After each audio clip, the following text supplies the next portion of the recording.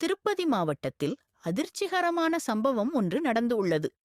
40 வயதான விதவை பெண் ஒருவர் தனது சொந்த மகளுக்கு முன்னிலையில் மருமகனை திருமணம் செய்ய முயன்றதாக குற்றச்சாட்டு எழுந்துள்ளது. இது வெள்ளிக்கிழமை இரவு நடந்தது.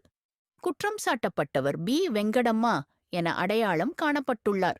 இவர் தனது 17 வயது மகள் மற்றும் 20 வயதான மருமகன் எம். சரணுடன் வசித்து வந்தார்.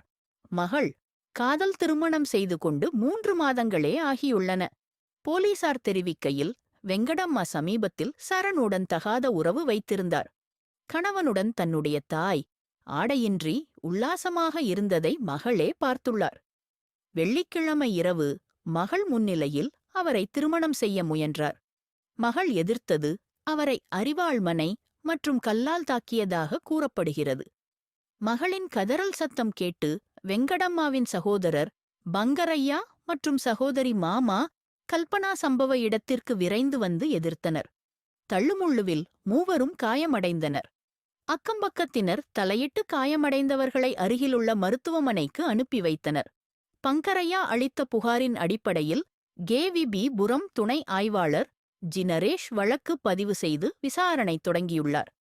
குற்றம் சாட்டப்பட்டவரின் குடும்பத்தினர் குடும்ப உறவு கருதி வழக்கை கைவிடுமாறு கோரிய போதிலும் பாதிக்கப்பட்ட மகள் சிறுமி என்பதால் போலீசார் இதுவரை முடிவெடுக்கவில்லை என்று துணை ஆய்வாளர் தெரிவித்தார்.